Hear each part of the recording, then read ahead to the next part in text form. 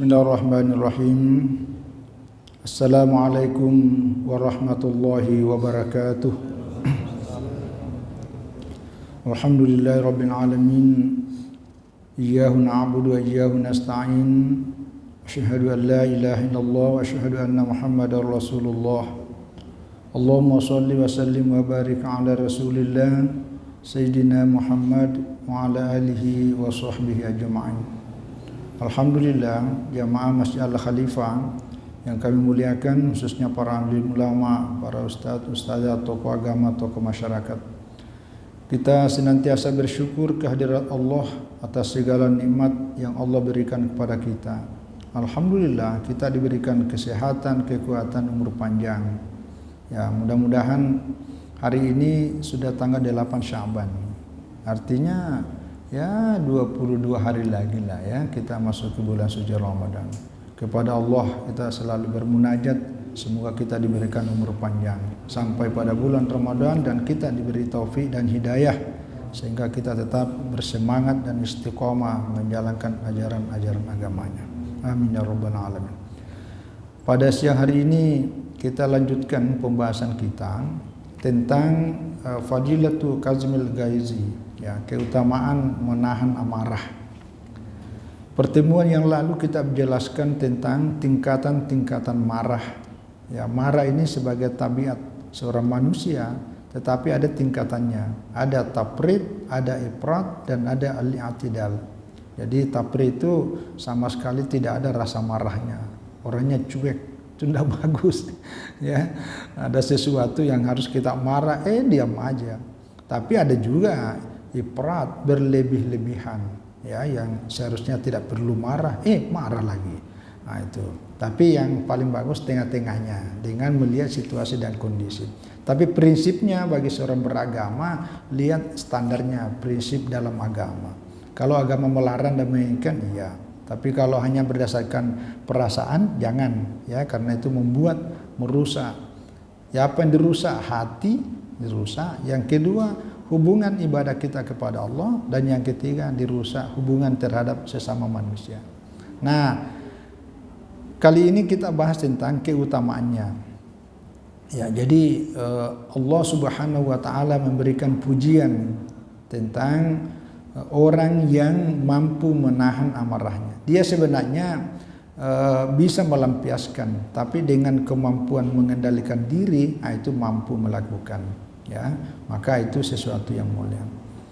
Nah, di dalam kitab ini oleh Imam Al-Ghazali mengutip dasarnya pada Al-Quran, surat Ali Imran ayat 133 sampai 134. Ya, wasari'u ila maghfiratin mir rabbikum wa jannatin 'arduha as-samawati wal ardh. Jadi wasari'u ila maghfiratin mir rabbikum, bersegeralah menuju pada ampunan dari Tuhanmu. Ya, wa jannatin, bersegera mendapatkan, ya, tentang nikmat surga. Arduha as-samawati wal ardh, ya, luasnya seluas langit dan bumi. Wa'iddat lil muttaqin, ya, itu akan disiapkan bagi orang-orang bertakwa, muttaqin. Siapa muttaqin?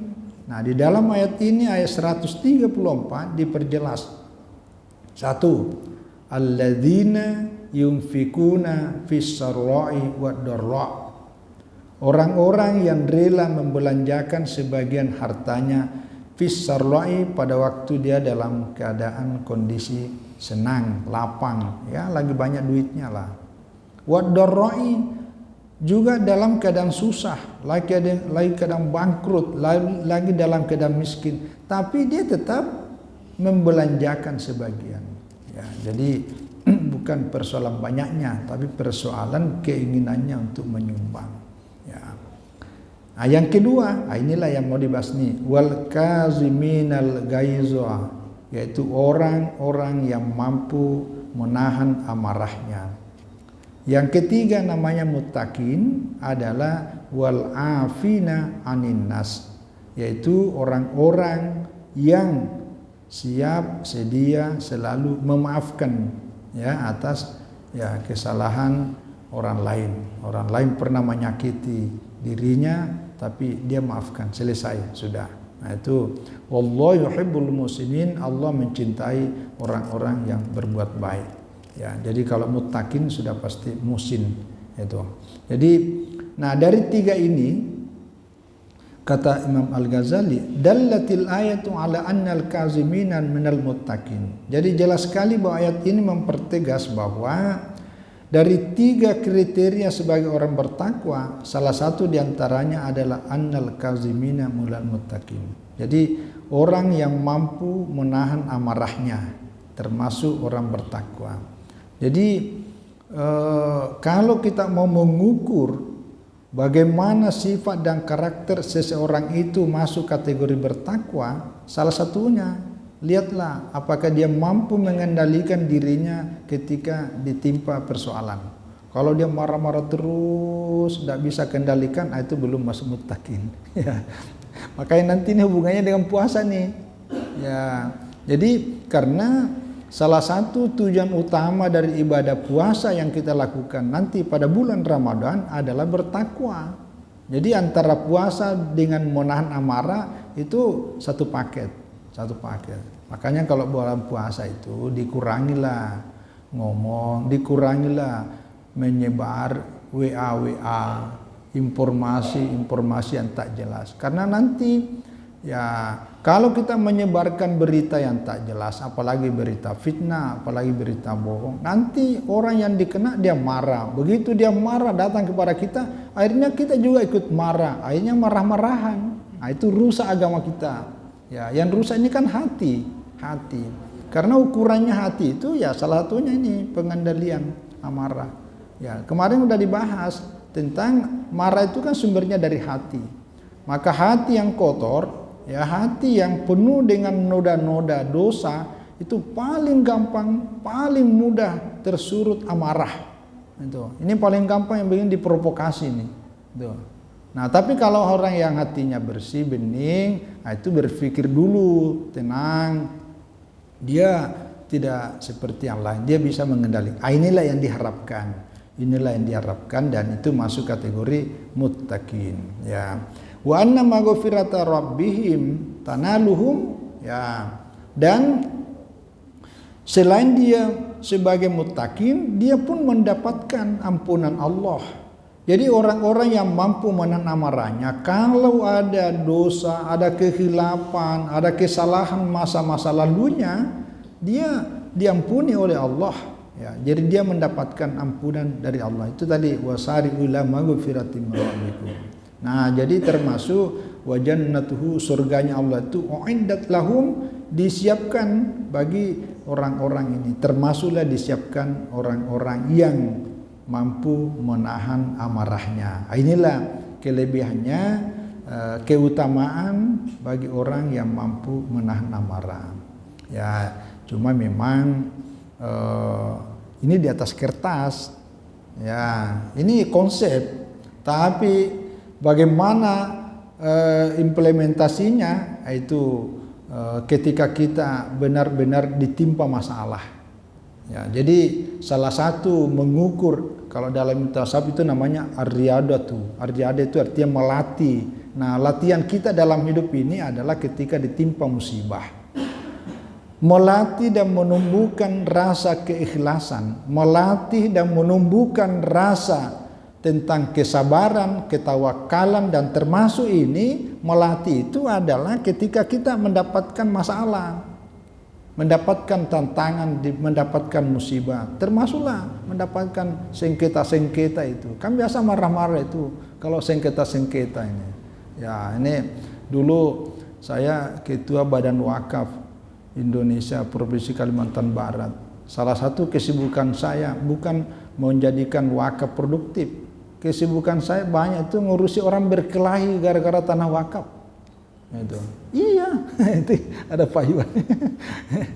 Karena masalah kita di Kalbar ini banyak sekali tanah wakaf, tapi banyak juga masalahnya. Satu, karena tidak ada akta ikrar wakafnya. Jadi landasan hukum tentang bukti bahwa barang ini adalah barang wakaf itu belum ada. Dulu orang-orang tua kita cuma bilang, tuh tanah seluas ini saya wakafkannya, udah selesai, itu lillahi ta'alanya.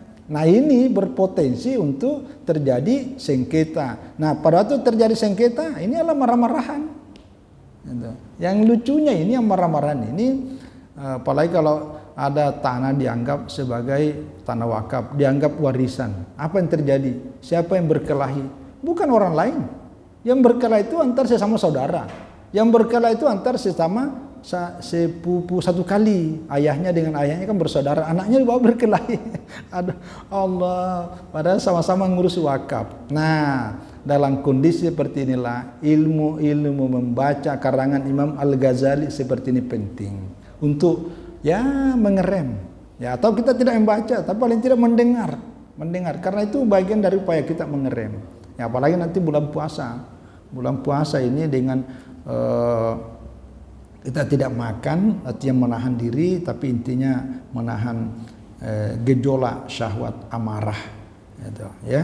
Jadi, nah selanjutnya Imam Al-Ghazali mengutip sebuah hadis yang diriwayatkan oleh Imam At-Tabrani dan Imam Al-Baihaqi. Rasulullah Shallallahu Alaihi Wasallam bersabda, "Man kaffa ghadabahu, kaffallahu anhu adabahu." Siapa yang mampu menutupi rasa amarahnya, dia sebenarnya bisa marah, tetapi dia mampu menutupi itu, ditutup, tidak jadi marah, maka kaffallahu anhu adzabahu. Nanti di hari akhirat kelak Allah mestinya memberikan azab kepada yang bersangkutan. Tetapi karena waktu hidupnya di dunia mampu menutupi amarahnya sehingga tidak bergejolak rasa amarah itu, maka Allah pun menutupi dosa-dosanya pada waktu di hari yaumil kelak. Itu. Jadi kan di akhirat kelak ini semua orang menghindari jangan sampai dosa-dosanya itu dibalas. Tapi kalau Allah bisa menutupi, Allah bisa mengampuni, Allah bisa merahmati, itu yang kita harapkan. Nah termasuk jalan pintu mendapatkan ampunan Allah itu adalah dengan berusaha, jadi jangan menuruti rasa amarah kita, usahakanlah untuk ditahan. Sambungannya juga, waman khazana lisanahu satarallahu auratahu. Jadi siapa yang menyimpan lidahnya itu yaitu menyimpan rahasia aibnya orang. Karena itu yang membuat orang lain bisa marah. Aibnya kok dipiralkan? Mana sih? Memangnya kita tidak marah dan tersinggung ketika aib kita disebarkan orang. Maka ketika kita menyebarkan aibnya orang lain, sama juga dengan menyebarkan aib kita. Nah siapa yang mampu menyimpan lidahnya, tidak menceritakan aibnya orang lain kepada orang lain itu, maka satarallahu auratahu, Allah pun juga akan menutupi aurat kita. Aurat itu artinya kejelekan, kekurangan dan kelemahan, itu namanya aurat. Makanya aurat dalam bahasa hukum ditutup, tutup, baik laki-laki maupun perempuan, karena memperlihatkan aurat memperlihatkan kejelekan. Jangan diombar-ambir, apa istilahnya itu, diperlihatkan kemana-mana, janganlah. Inilah ajaran Islam. Di dalam hadis yang lain kata Rasulullah Shallallahu Alaihi Wasallam, ini hadis juga diriwayatkan Baihaqi dan Ibnu Abi Ad-Dunya. Asyaddukum man ghalaba nafsahu indal ghadabi. Nah ini jadi orang yang paling syadid artinya orang yang perkasa, orang yang gagah, orang hebat. Bahasa kita orang hebat adalah man ghalaba nafsahu, orang yang mampu mengalahkan dirinya. Yang tadi mestinya dia marah tapi bisa kendalikan. Indal ghadabi, pada waktu marahnya. Ini yang tadi saya bilang ini. Ini teorinya bagus. Wahlamukum man afa indal kudrati, dan orang yang sangat penyayang, sangat penyabar adalah orang yang mampu memaafkan orang lain di saat dia sebenarnya mampu marah, tapi dia memaafkan. Itu yang tertinggi. Jadi sekali lagi, kembali kepada kesiapan kita, ya. Jadi orang yang begini-begini biasa, kalau sudah sering kena masalah, udah terbiasa, itu dianggap udah jiwanya itu udah matang dengan pengalaman-pengalamannya. Tapi orang yang tidak pernah kena masalah, tiba-tiba kena, wah itu meletus tuh. Itu hati-hati. Nah, tapi ya dengan adanya modal pengetahuan itu adalah jembatan mendapatkan hidayah, ya. Hidayah itu jembatan untuk mendapatkan ridha Allah.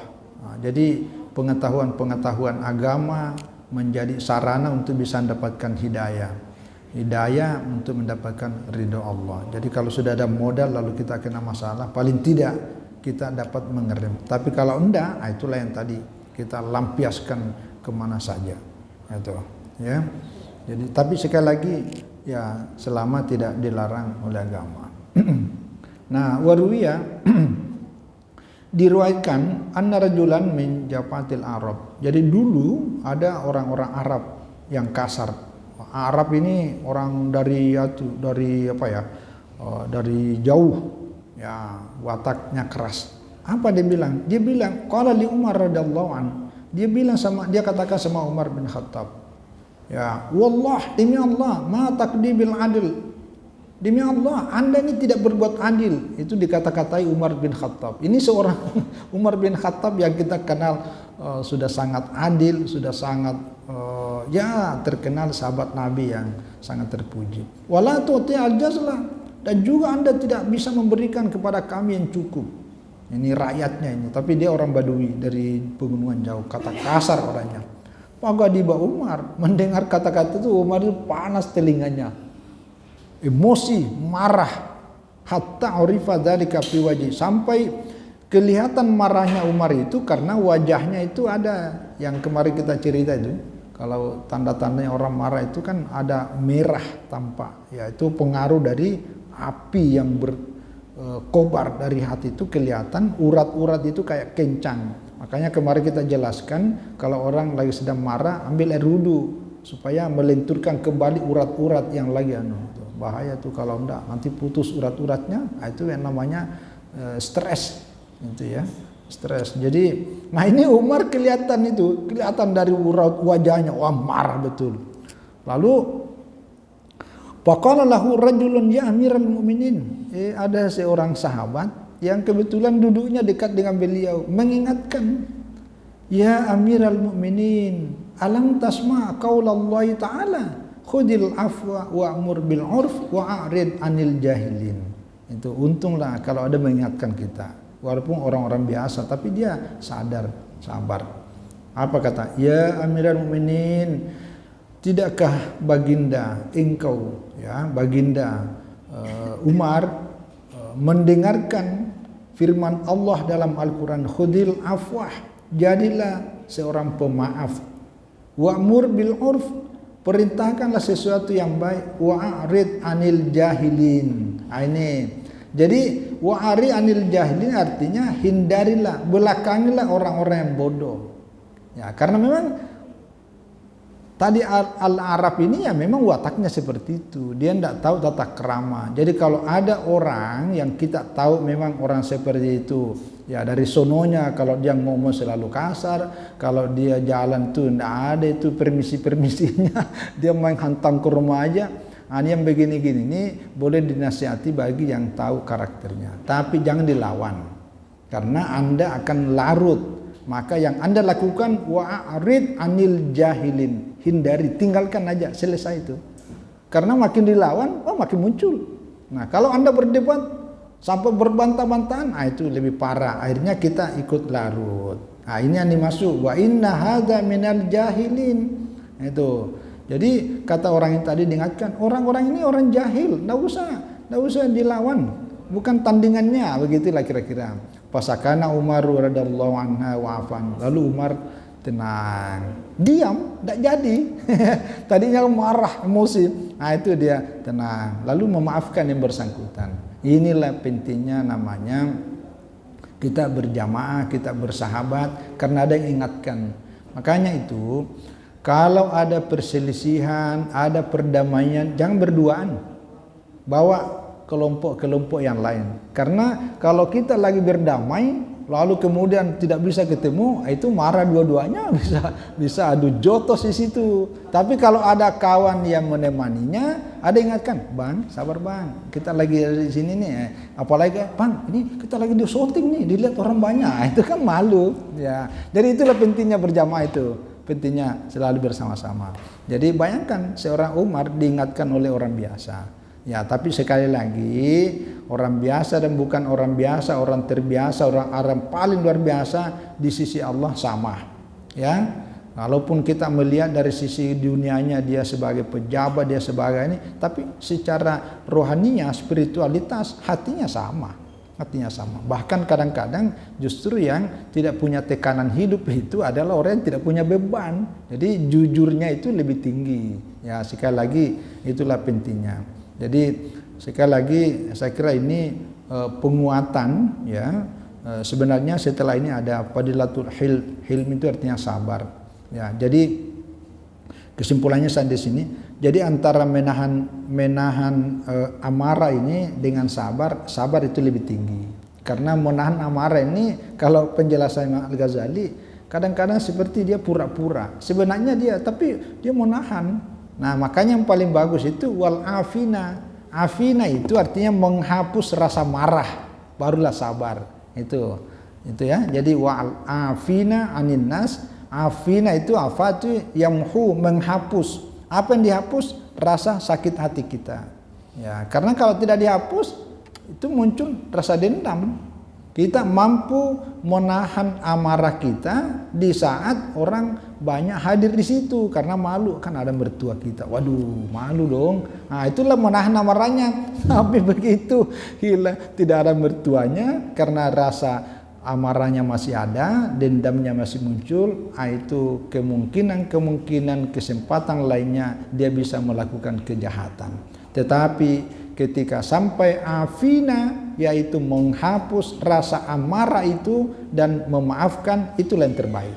Itulah yang terbaik. Nah, ini sebenarnya ini hakikat penjelasan berikutnya. Tapi karena kita dibatasi oleh waktu, inilah inti kira-kira dari penjelasan penguatan dari sebelumnya tentang dalam hidup ini kita berinteraksi dengan orang banyak yang punya sifat dan karakter yang berbeda-beda, sehingga modal untuk mengerti tentang yang begini menjadi penting, ya. Saya kira sampai di sini. Terima kasih dan mohon maaf atas semua kekurangan kepada Allah Subhanahu wa taala. Mari kita senantiasa bermunajat, semoga hati dan pikiran kita ditata oleh Allah sehingga mampu mengendalikannya, menahannya ketika terjebak dalam persoalan-persoalan yang kemungkinannya kita diajak untuk sifat marah, tapi bisa mengendalikannya dalam hal-hal yang diridai oleh Allah. Wallahu a'lam bishawab. Wassalamualaikum warahmatullahi wabarakatuh.